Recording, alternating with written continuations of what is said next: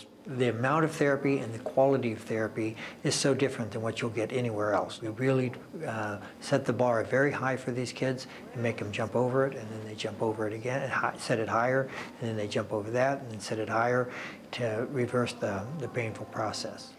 But I can't even imagine what it would have been like to pick up my daughter exhausted at the end of the day and go back to a cold hotel room. These kids have this very intense, disproportionate pain. We ask them, how much pain do you have, 0 to 10? And frequently they go above 10. We've had some kids say it's 3 million. And during the exercise program, their pain frequently gets worse at first, and so they get very sore and stiff, and it goes up. We tell them to take hot showers and to do lots of stretching during this time. Stress plays a role in any family that has chronic pain.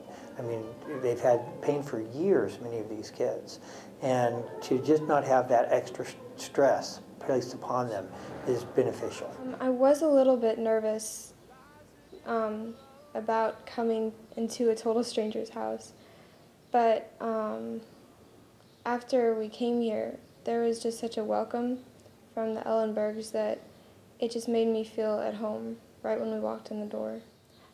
But it was just so nice to come back to a house and to just have more than one room. I guess that's what I kept thinking. What a blessing to not just come back to one hotel room and, pull my bananas and my peanut butter, and say, okay, let's eat here, It's a very successful program. About 80 to 90% of the kids get completely well and stay well. We have children come here from all over the states, Canada, and even we have patients from Europe. Increasing the number of kids that we can treat. We've traditionally treated 5 kids at any one particular time, and that's one-on-one therapy with 6 hours of PT and OT time, along with counseling and art therapy and music therapy. We are now expanding to 6 kids, and we're now going to go 7. We hope to go to 8 within the next year. We work at Penn, so we're close to, we're in Center City. It's convenient to CHOP.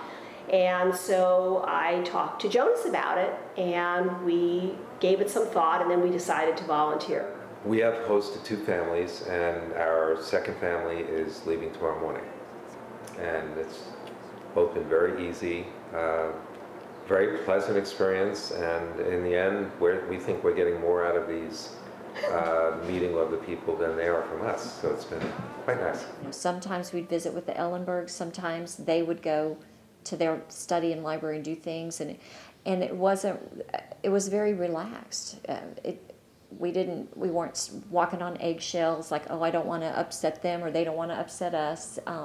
We just both shared the same space. The major surprise for me was how it impacted on my feeling of what is and is not important. Well, I should say this, growing up is just really hard. It's really hard on these kids, and these kids tend to be great kids. They tend to be perfectionistic. They tend to be making good grades. They tend to bake cookies for the old folks next door, play the violin. They tend to be very accomplished kids who go around meeting other people's needs rather than their own needs. And that's really what we want them to do here, kind of focus a little bit on themselves, give them a chance to take out of their too busy lives, a chance for them to get well. And they can focus all of their efforts on getting well here. My concluding remark to anyone watching this is, go for it. It's truly fabulous.